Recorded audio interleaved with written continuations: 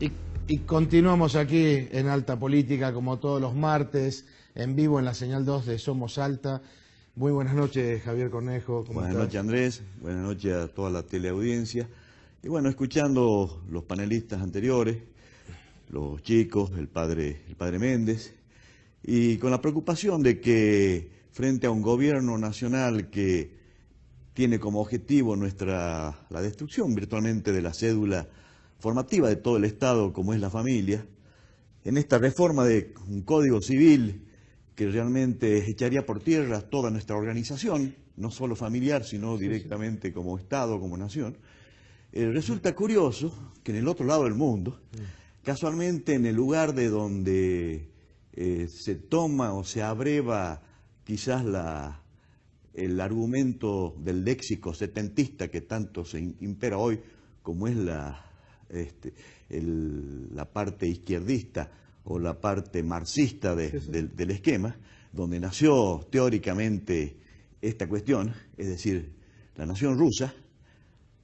El presidente de la nación rusa, Vladimir Putin, casualmente en la última o la primera entrevista que concedió a los medios después de asumir la presidencia de la nación, fue una entrevista larga en la que tocó todos los aspectos que hacen a la vida y al Estado ruso. Especialmente el tema de la familia, especialmente sus palabras exactas son de que el Estado debe cuidar a su feligresía, en un respaldo absoluto a las iglesias ortodoxas y musulmanas, que son las que imperan en la nación rusa, en la que el propio presidente toma como bandera de lucha dentro de su nación la defensa de las creencias y de la religiosidad y de la familia. Hasta el punto que Putin ha vuelto a generar, después de que se cayó la Unión Soviética, el muro de Berlín y lo que era la vieja Unión Soviética, la vuelta a la religiosidad, digamos, de Rusia. Así es, después de la Federación de Repúblicas Socialistas Soviéticas y de lo que el Estado soviético en su momento ocasionó en las iglesias. Inclusive con educación religiosa en las escuelas. Con educación obligatoria religiosa en las escuelas. El video era de 3 horas, la entrevista, tratamos de condensarla en 11 minutos. Ahí estamos. Señor director, si es posible poner en el aire la entrevista de Putin.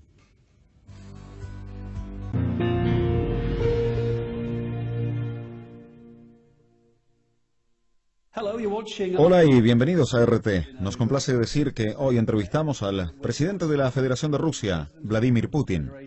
Para nosotros es un honor especial, ya que el líder ruso ha decidido conceder su primera entrevista desde su investidura precisamente a nuestro canal. Muchas gracias por haber accedido a dedicarnos su tiempo. Si la Organización de las Naciones Unidas, el Consejo de Seguridad se convirtieran en una institución que tomara las decisiones a favor de una de las partes interesadas, en este caso, dejaría de existir, como sucedió con la Sociedad de Naciones, el Consejo de Seguridad de la ONU y la ONU en general. Es una organización para buscar compromisos. Es un proceso complicado y solo como resultado de este minucioso trabajo podemos esperar el éxito. Entendido. Señor presidente, otra pregunta que me gustaría hacerle es que un número de naciones occidentales y árabes han sido encubiertas con el apoyo del ejército sirio libre. De hecho, algunos de ellos lo están haciendo ahora abiertamente. Por supuesto, la cuestión aquí es que se sospecha que el ejército sirio libre recluta en sus filas a reconocidos miembros de Al-Qaeda, de modo que el giro de la historia es que muchos de esos países que han sufrido el terrorismo en carne propia están patrocinando el terrorismo en Siria. ¿Es una justa valoración? Sabe, siempre que alguien quiere conseguir un resultado que, según su opinión, es óptimo, normalmente no escatima medios. Trata de utilizar todas las posibilidades para alcanzar el resultado necesario. Lo que ocurre después, normalmente no se piensa en ello durante el proceso del trabajo, mientras se consiga el resultado. Esto ocurrió durante los acontecimientos afganos, cuando la Unión Soviética entró con sus fuerzas armadas en Afganistán, cuando nuestros socios actuales apoyaban allí al movimiento insurgente y en sí crearon a Al-Qaeda, que más tarde arremetió contra los mismos Estados Unidos. Hoy en día alguien quiere utilizar a los combatientes de Al-Qaeda o a gente de otras organizaciones pero con puntos de vista igual de radicales para alcanzar sus objetivos en Siria. Es una política muy peligrosa y poco previsora. Entonces, hay que abrir ahora mismo las puertas de Guantánamo y meter a todos los reclusos de Guantánamo en Siria, que guerreen. Es que, en realidad, es lo mismo. Solo que no hay que olvidar que esos ciudadanos arremeterán contra sus benefactores. Y estos ciudadanos no deben olvidar que será construida para ellos una nueva cárcel como la que hay ahora al lado de Cuba. Esto es, quiero remarcarlo de nuevo, una política poco previsora. Y habitualmente, un enfoque como este conlleva a consecuencias muy graves. ¿Y si gana Mitt Romney? Aquí tengo algunas citas de 1 o 2 meses atrás. Este es el hombre que, si llegase a la Casa Blanca, ha dicho: sin duda Rusia es nuestro principal enemigo geopolítico. Luchan cada causa para los peores del mundo. Y agregó: Rusia no es un personaje amistoso en la escena mundial. ¿Podría trabajar con él? Sí, claro, podremos. Vamos a trabajar con aquel que sea elegido por el pueblo estadounidense. Pero vamos a trabajar tan efectivamente como lo quieran nuestros socios. En cuanto a la posición del señor Romney, entendemos que parcialmente tiene carácter preelectoral. Es retórica preelectoral. Pero claro, creo que sin duda es errónea. Porque comportarse así en el ámbito internacional es lo mismo que usar instrumentos de nacionalismo y segregación en la política interna de su propio país. En el ámbito internacional es lo mismo cuando una figura política o una persona que pretende ser el jefe de Estado, además de un gran país como Estados Unidos, y a priori, declara a alguien como su enemigo. Por cierto, esto nos lleva a otra idea. Si estamos hablando del sistema de defensa antimisil, y nuestros socios estadounidenses nos dicen: esto no es contra ustedes. ¿Y qué pasa si el presidente de Estados Unidos llega a ser el señor Romney, que nos considera como el enemigo número 1? Entonces, en aquel caso, estará en contra de nosotros, ya que tecnológicamente todo está ahí organizado de este modo. Y si tenemos en cuenta que el escudo de defensa antimisil está pensado no para un año y ni siquiera para una década, y la posibilidad de que llegue al poder una persona con el punto de vista del señor Romney es muy alta, ¿cómo tenemos que comportarnos para garantizar nuestra seguridad? Hay gente que necesita un enemigo, necesita la imagen de un enemigo, tiene que luchar contra alguien. Ahora me gustaría hablar sobre el juicio y encarcelamiento de las Pussy Riot, la banda punk. Han habido muchas críticas diciendo que la condena fue demasiado fuerte, que el asunto se agrandó demasiado y que realmente se les volvió en contra, y que con tanta publicidad que se le dio, hizo que más gente estuviera a favor de las Pussy Riot. Mirando hacia atrás, algo que siempre resulta útil, ¿cree que el caso podría haberse manejado de otra forma? ¿Y podría usted traducir el nombre del grupo al ruso? Usted lleva bastantes años en Rusia. Las Pussy Riot, la banda punk, no sé cómo les llaman en ruso, presidente. Quizá usted me lo pueda decir. ¿Y puede traducir la misma palabra al ruso o no? ¿O no puede hacerlo por razones éticas? Creo que no lo puede hacer por razones éticas. Incluso en idioma inglés suena indecente. No estoy preparado y no quiero comentar la decisión de la Corte rusa, pero quisiera prestar su atención al aspecto moral del caso. ¿En qué consiste? Primero, no sé si usted sabe o no, pero hace un par de años, en uno de los grandes supermercados de Moscú, ellas colgaron 3 espantapájaros en un lugar público con un cartel que decía que hay que librar Moscú de los judíos, homosexuales y de los gastarbeiters, o sea, trabajadores extranjeros. Me parece que ya en aquel momento las autoridades debían haber prestado atención a eso. Después hicieron sexo en grupo en un lugar público. Como se dice, eso es problema de cada uno. Si la gente tiene el derecho de hacer todo lo que les dé la gana, si esto no va en contra de la ley, pero en un lugar público, considero que se debía haber prestado la atención de las autoridades a eso.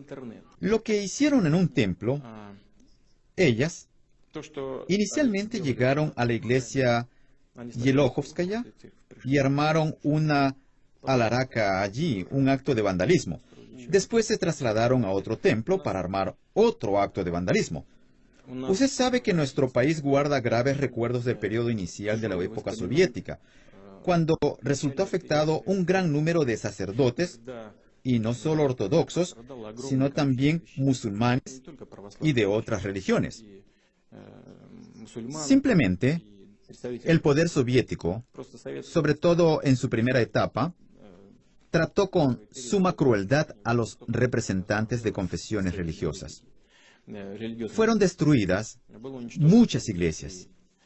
Todas las religiones tradicionales del país sufrieron un gran daño. Hablando en general, el Estado debe proteger los sentimientos de los feligreses. No voy a comentar ahora si el fallo que se les ha dictado es adecuado o no. Yo creo que estas chicas tienen abogados y son ellos los que representan sus intereses ante el tribunal. Claro que veo lo que ocurre a mi alrededor, la reacción en el mundo, pero esta reacción no puede ser el factor determinante de mi conducta. Mi principal motivación pueden ser solo los intereses del pueblo ruso, y nuestros niños urgen tal protección. Nadie se dispone a usar esta ley como un instrumento de lucha contra el Internet, la limitación de las libertades en el Internet. Pero estamos en el derecho de defender a nuestros niños. Se está degradando. El año pasado, la cantidad de drogas producidas en Afganistán se incrementó en un 60%. A propósito, no recuerdo bien, puedo errar en las cifras absolutas, pero un 90% de la heroína en el mercado británico es de origen afgano. Es una desgracia común y una amenaza común. Para Rusia es una amenaza muy seria a la seguridad nacional, sin ninguna exageración. De todo el narcotráfico afgano, más del 20% se queda en territorio ruso.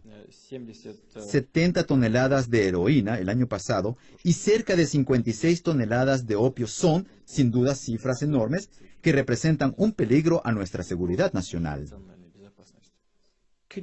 ¿Podría explicarle a nuestros televidentes cuál es la relación y por qué el problema aumentó desde que las tropas de la OTAN están allí? ¿Hay alguna conexión? ¿Por qué sucedió eso?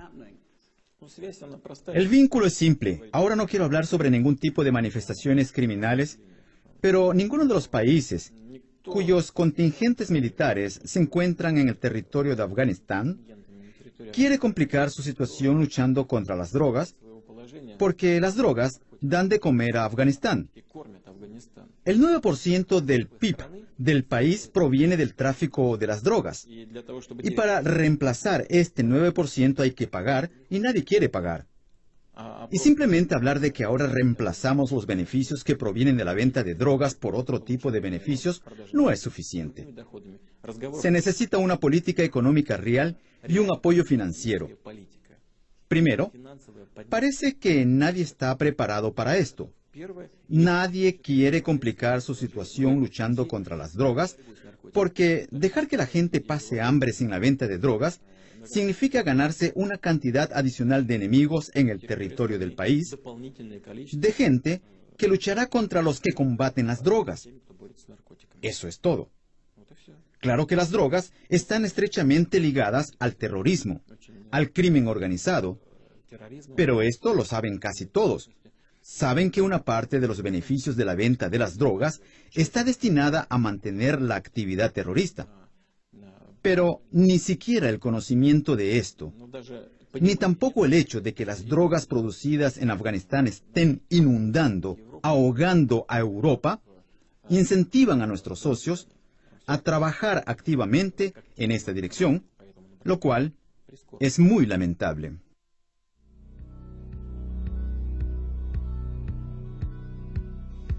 Bueno, como siempre, Javier, realmente increíble que hayas podido tratar tan buena nota, ¿no? De un tiempo largo, y lo que ha dicho Putin. A mí me sorprende, me sorprende gratamente, ¿no? Claro, realmente uno ve que en estos momentos hay todo un mundo que funciona distinto a lo que el mundo occidental pretende hacernos ver. Si uno puede acceder a la información a través de el canal de televisión rusa que acabamos de ver en esta entrevista al presidente ruso, o las informaciones que vienen de China o de India en su interrelación, en la cohesión entre ellos a efectos de una labor conjunta en dotar de infraestructura básica, eléctrica, termonuclear, a todo el mundo oriental, está muy distante y muy lejos de lo que está pasando en el mundo occidental y particularmente en nuestro país.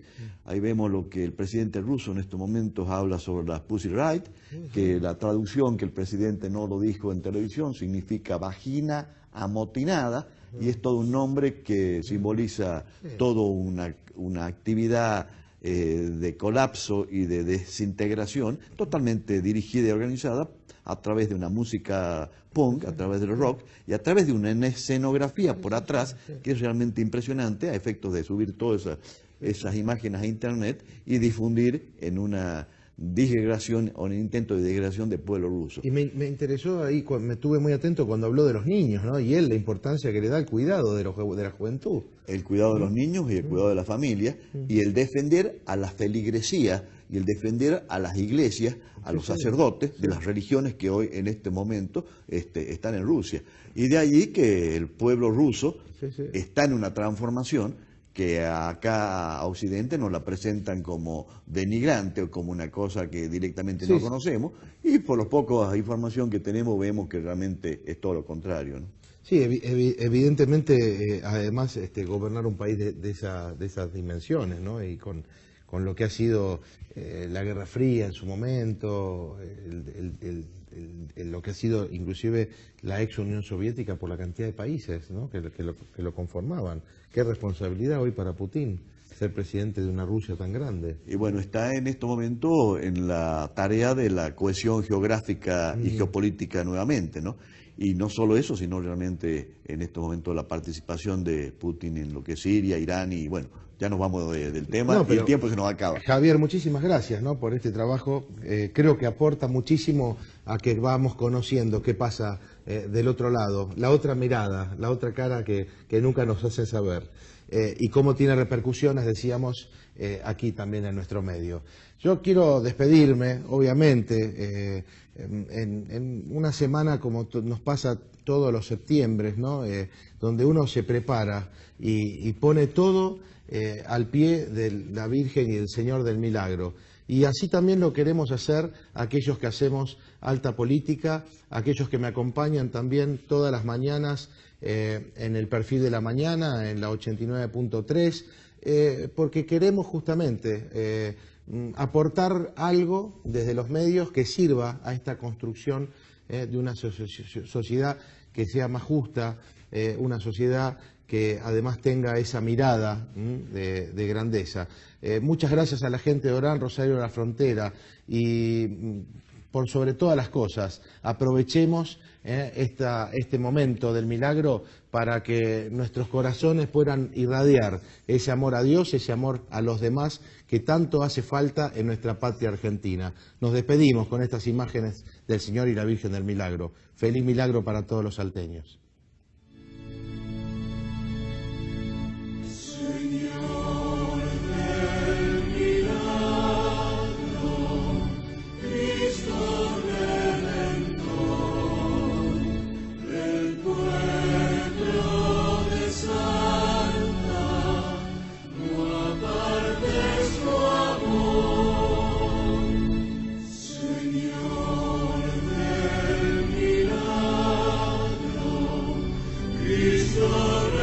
Redentor, el pueblo de San